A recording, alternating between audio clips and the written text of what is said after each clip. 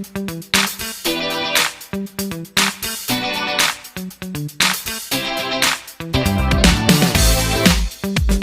video ini dimulai, silahkan tekan tombol subscribe. Tolong hargai channel ini kerjaan kamu cuma nonton saja tapi tidak subscribe. Di awal film, kita akan diperlihatkan dengan pria dan wanita yang sedang menonton. Pria tersebut bernama Sajin, sedangkan wanita tersebut bernama Jian. Diketahui, mereka berdua adalah sepasang suami istri. Namun, Jian merupakan istri kedua Sajin, di mana Sajin dan istri pertamanya telah bercerai. Di sini, Sajin kemudian mengajak Jian masuk ke kamar. Saat telah di kamar, Sajin langsung tancap gas merayu istrinya. Tak lama setelah itu, mereka pun langsung melakukan wik-wik. Akan tetapi, karena terlalu menikmatinya, mereka berdua pun tak sadar kalau anaknya yang bernama Bijin sedang mengintip mereka.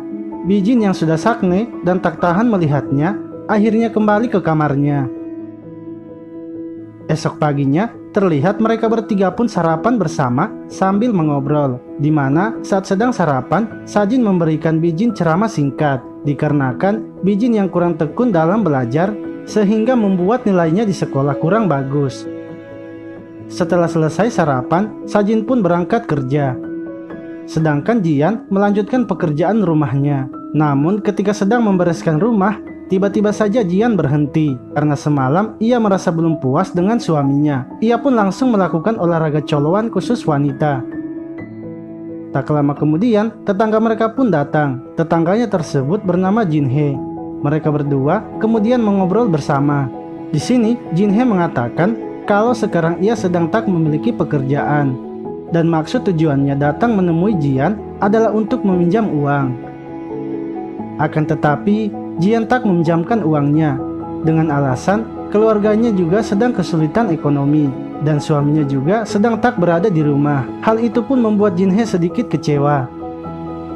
Malam harinya, terlihat Jian yang datang menemui Bijin di kamarnya. Namun ternyata, Bijin yang sedang di kamarnya itu sedang menonton film Pemersatu Bangsa sambil melakukan olahraga 5 jari.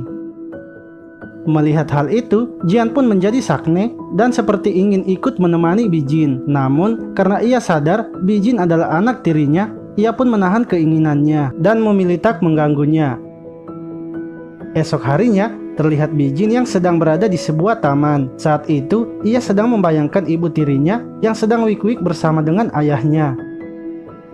Sampai ketika ia sedang belajar, ia juga tetap membayangkannya, yang membuat dirinya pun tak bisa fokus belajar. Scene pun berganti, terlihat Sajin yang sedang di kantor. Saat itu, ia didatangi oleh Jinhe yang hendak meminjam uang kepadanya. Di sini, Sajin mengatakan ia bersedia meminjamkannya uang asalkan Jinhe mau wik-wik bersamanya. Karena Jinhe yang sedang membutuhkan uang, ia pun akhirnya menerima tawaran Sajin. Tak lama setelah itu, mereka pun langsung melakukan wik-wik. Malam harinya, ketika telah di rumah, Sajin terlihat masih terbayang-bayang dengan proses penanaman benih kehidupan yang ia lakukan bersama Jinhe. Dikarenakan ia sangat puas dengan servis yang diberikan oleh Jinhe. Ketika sedang asik membayangkannya, tiba-tiba Jian yang baru saja selesai mandi datang menghampirinya. Akan tetapi, saat sedang mengobrol, Sajin tidak fokus kepadanya, yang membuat Jian memilih pergi ke kamar Bijin. Namun ternyata, Bijin terlihat sedang melakukan kebiasaannya, yaitu melakukan olahraga 5 jari. Jian yang melihat hal itu langsung menegurnya, yang membuat Bijin pun kaget. Di sini, karena Jian sudah tak bisa lagi menahan dirinya, ia pun langsung menggoda anak tirinya tersebut. Tak lama setelah itu, mereka pun langsung lakukan wik-wik. Esok harinya, mereka bertiga pun sarapan bersama. Sajin lalu pamit untuk berangkat kerja. Setelah sarapan, Jian dan Bijin kemudian mengobrol bersama. Karena merasa sudah aman, Jian kembali lagi menggoda anak tirinya dan menyuruh Bijin masuk ke dalam kamar. Tak lama setelah itu, mereka pun langsung melakukan wik-wik. Scene berganti, terlihat Sajin dan Jinhe yang baru saja melakukan proses penanaman benih kehidupan. Lalu, Jinhe pun menelpon Jian. Ia mengatakan bahwa ia akan menjadi guru les untuk Bijin. Malam harinya, saat Sajin sudah pulang ke rumah, ia pun mengobrol bersama dengan anak dan istrinya. Ia mengatakan kalau Jinhe akan menjadi guru privat Bijin, di mana sebenarnya Sajin menjadikan Jinhe sebagai guru les anaknya dengan maksud agar ia bisa terus bertemu dengan Jinhe. Setelah selesai mengobrol dan saat Biji akan tidur, ia kembali terbayang-bayang dengan tubuh seksong ibu tirinya. Esok harinya, Jinhe kemudian datang ke rumah mereka. Sajin lalu memperkenalkan Jinhe kepada anaknya dan menyuruh Bijin untuk mulai belajar dengan Jinhe. Mereka berdua pun pergi ke kamar Bijin untuk memulai pelajaran. Namun, saat sedang belajar, Jinhe merasa bosan. Ia lalu menyuruh Bijin berhenti belajar dan menyuruhnya berbaring di kasur. Tak lama setelah itu, mereka pun langsung melakukan wik-wik. Scene berlanjut, terlihat Jian yang datang memanggil Jinhe, dikarenakan ada sesuatu hal yang ia ingin bicarakan. Mereka kemudian keluar rumah dan mengobrol bersama. Di sini, Jian pun mengatakan bahwa ia telah mengetahui semua perbuatan Jinhe, yaitu tentang hubungannya dengan suaminya, di mana Jinhe dan Sajin selalu bertemu secara diam-diam di belakangnya. Mendengar hal itu, Jinhe pun sangat terkejut karena sudah ketahuan.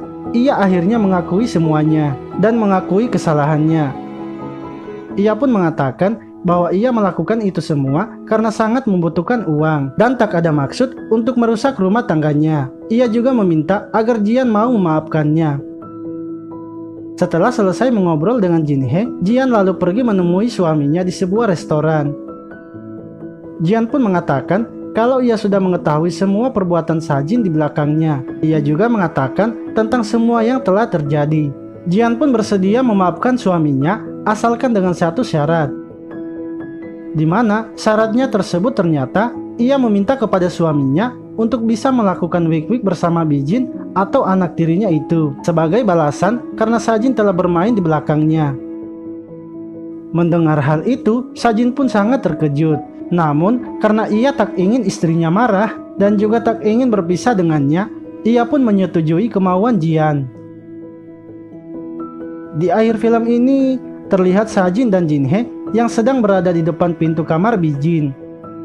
Yang ternyata saat itu mereka berdua sedang melihat Bijin dan Jian yang sedang melakukan proses penanaman benih kehidupan, di mana mereka berdua juga turut mengomentari cara serta gerakan yang Bijin dan Jian gunakan. Film pun selesai.